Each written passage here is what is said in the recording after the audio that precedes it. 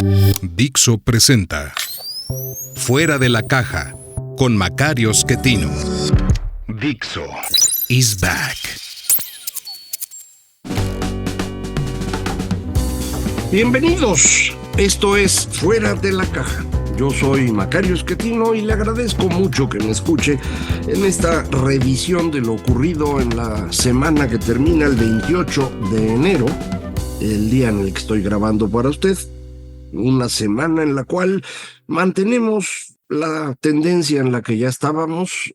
Todo indica que el presidente percibe que las cosas no van tan bien como ellos dicen y sus seguidores repiten, y por lo tanto nos va a ofrecer pues una nueva idea acerca de cómo destruir al país el próximo lunes 5 de febrero. Reformas que en principio aparentemente van en el rumbo de acabar con los órganos autónomos de gobierno, no todos. El Banco de México e INEGI aparentemente no están en la mira, pero todos los demás sí los quieren borrar ya por completo. Y también una reforma a las pensiones para que una persona pueda jubilarse con el 100% del salario que tenía en el momento que decidió jubilarse. Esto segundo es claramente algo imposible. Lo ofrece López Obrador con la idea de que todos los demás le digan que no y entonces decir que bueno, pues ya ven, los fifís no quieren que ustedes vivan sin trabajar y así deberían vivir. Es una mentira muy grande. Yo hice el cálculo, lo publiqué en El Financiero en la semana, de cuánto se necesita ahorrar para que usted pueda tener una pensión equivalente al último salario que recibía. Debe usted ahorrar 23% más o menos de su ingreso durante 45 años. Es el ahorro nada más para el retiro, ¿eh? Si usted además quiere comprarse una casa, un coche o quiere guardar para la educación de sus hijos, esos son otros ahorros que tiene que hacer aparte. Es nada más para el retiro, este 23%. Es una cantidad muy grande. Y por eso en ninguna parte del mundo existe esto. No hay una jubilación que tenga una tasa de reemplazo de 100% para la generalidad de las personas. En muchos lugares se hace una diferencia para que quien gana menos, pues ese sí se le pueda dar 100% a través de algún subsidio. Pero para la generalidad, pues está bien difícil. Ya hicimos una reforma a las pensiones que va a permitir movernos del 6%, 6 y fracción, que se ahorraba, al 15%. Esto es una gran reforma. 15% es una cantidad muy buena. Con eso alcanza usted a tener una tasa de reemplazo de 70%, que me parece extraordinario. Usted deja de trabajar y al día siguiente recibe el 70% de lo que antes recibía, sin hacer nada. Hombre, pues es una maravilla. Considerando además que hoy usted puede jubilarse a los 65 años y seguir vivo 20 años más. Entonces, 20 años con ese tipo de salario, pues a mí me parece una muy buena cosa. ¿Quiere usted que sea más? Es muy fácil, ahorre.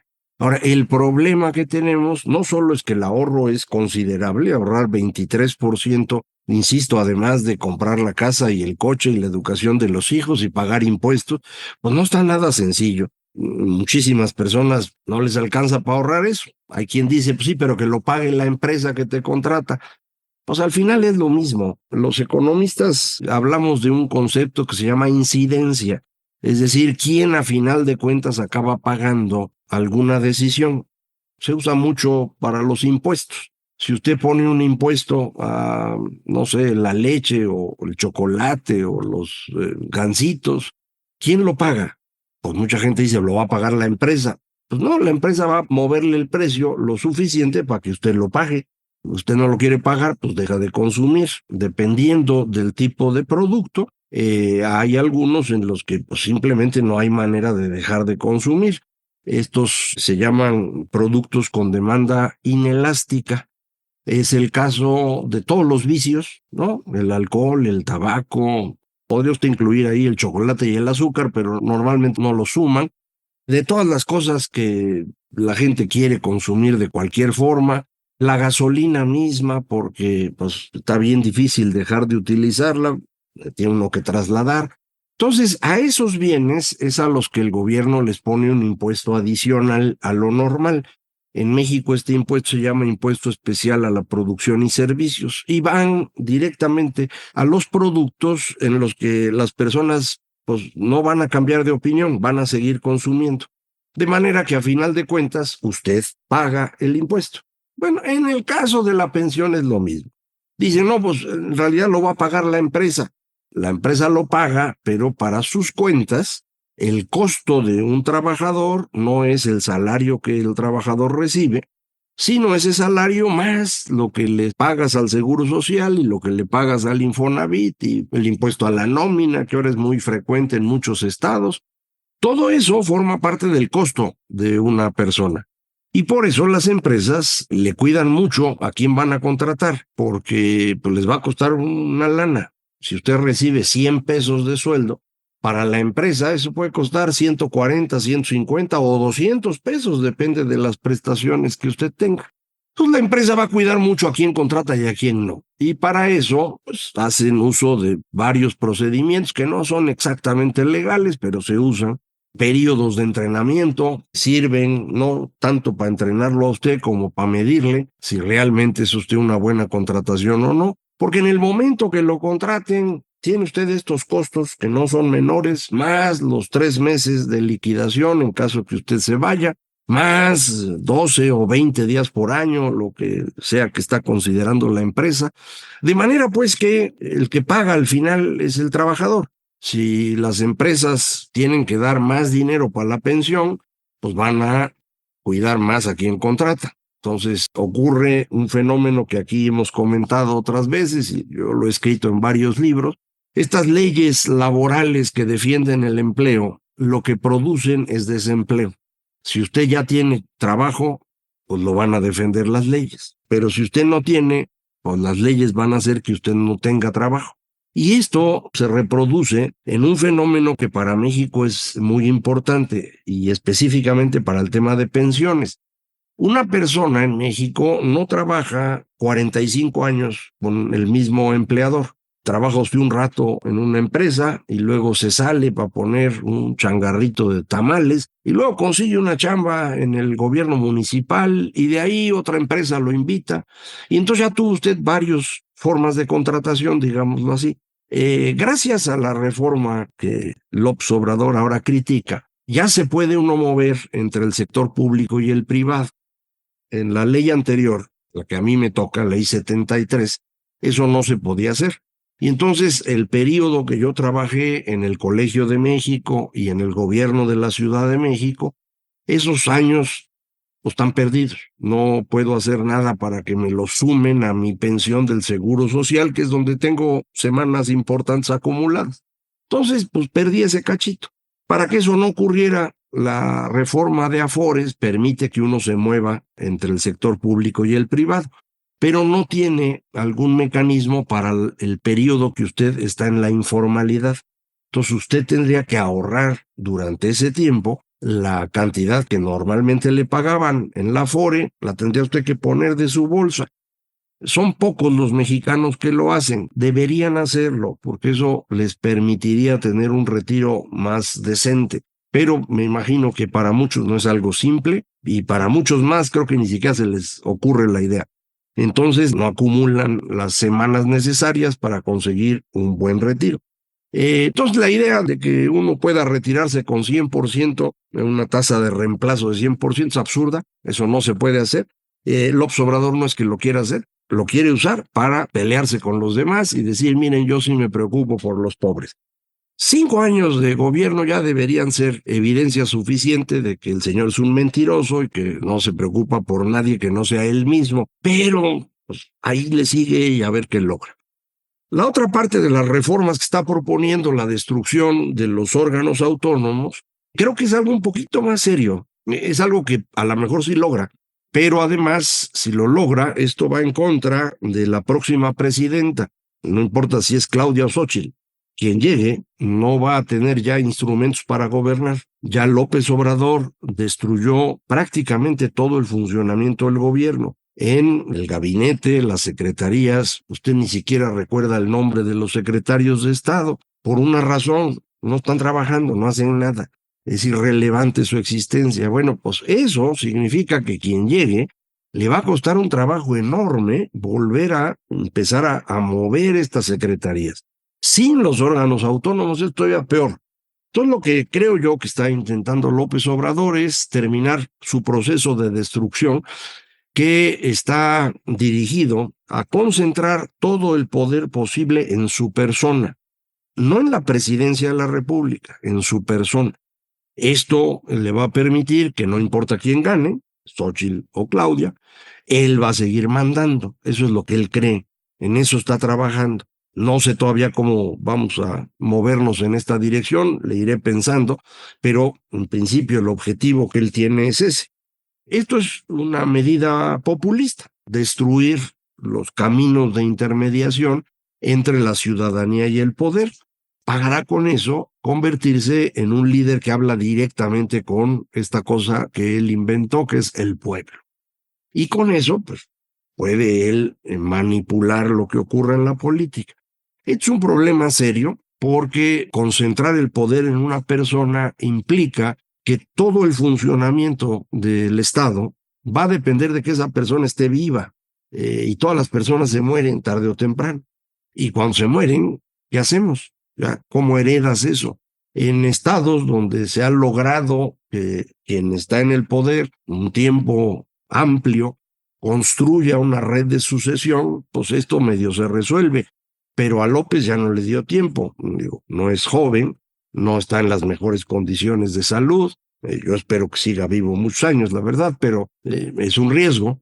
Y en el momento que falte, ¿cómo se va a controlar? Nada más voltea a ver la campaña de Claudia.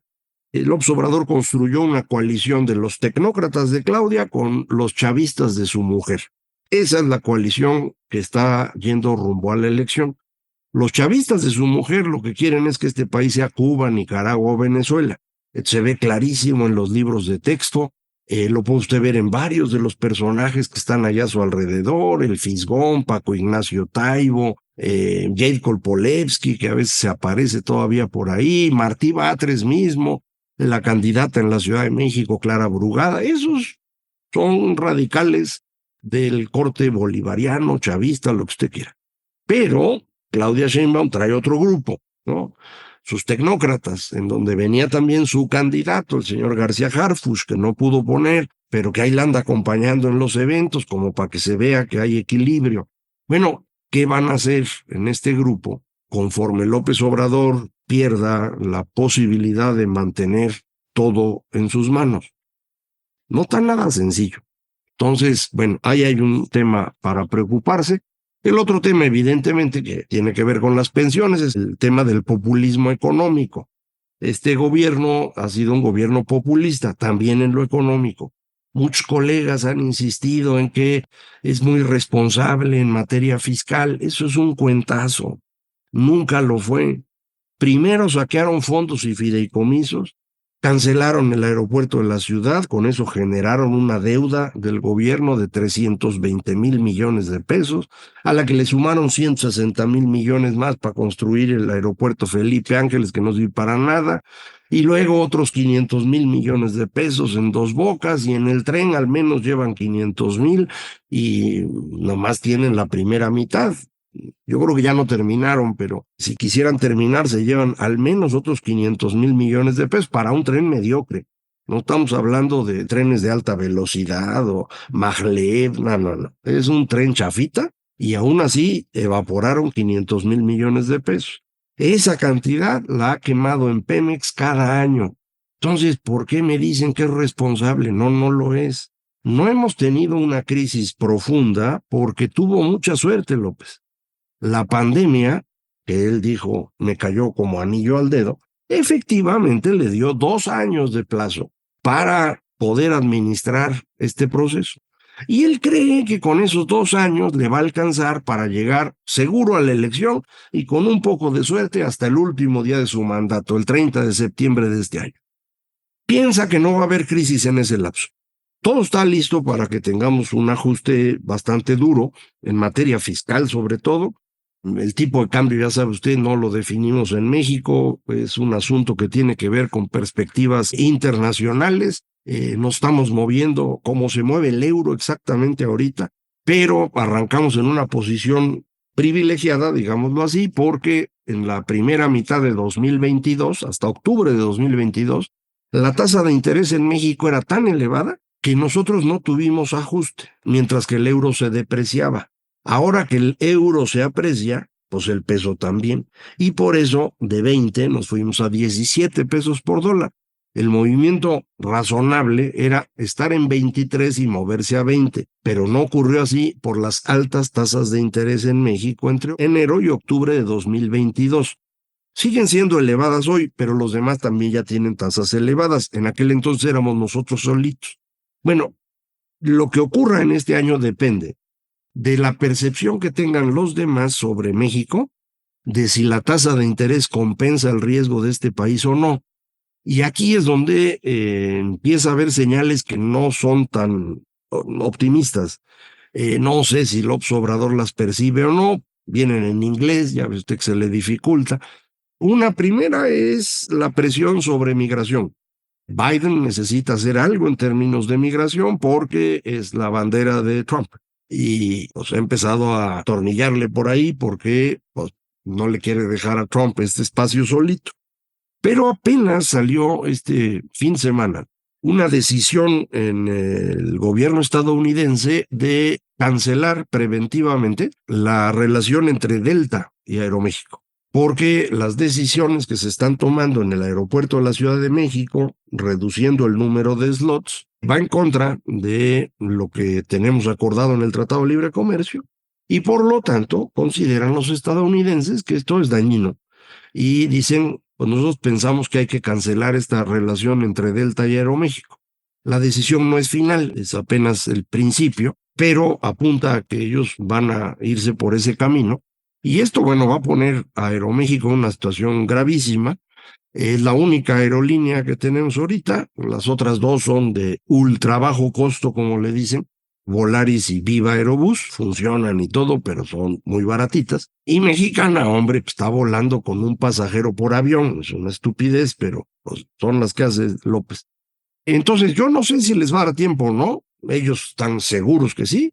Mis colegas no solo están seguros de que sí les da tiempo, sino muchos de ellos creen que después el gobierno de Claudia va a ser una maravilla. Yo ya no entiendo mucho a mis colegas, pero pues supongo que ellos sí entenderán lo que dicen, sino que lo expliquen, ¿verdad? Vamos a ver qué ocurre, pero me parece que se le están complicando las cosas a López Obrador, mucho más de lo que él esperaría. Él estaba confiado en su suerte, una suerte inmensa, lo de la pandemia de veras en términos económicos fue una suerte para él, y él cree que hoy también va a tener suerte y que la va a librar. Estar jugando a la suerte con el destino del país no es una brillante idea. Lo hizo Salinas, ¿de acuerdo? Y antes de él lo hizo López Portillo y lo hizo Echeverría, y todos ellos terminaron muy mal. Vamos a ver qué le pasa al actual, pero lo que no le quede duda a ustedes, está jugando con el futuro, y si le va bien, la crisis va a ocurrir después de que él se vaya, va a culpar al nuevo gobierno y usted va a pagar. Si no le va bien, la crisis va a ocurrir ahorita y usted va a pagar. O sea que al final, usted paga. Es como a la pirinola, ¿no? Igualito, pero con mala suerte. Vamos a seguir platicando de esto. Muchísimas gracias. Esto fue Fuera de la Caja.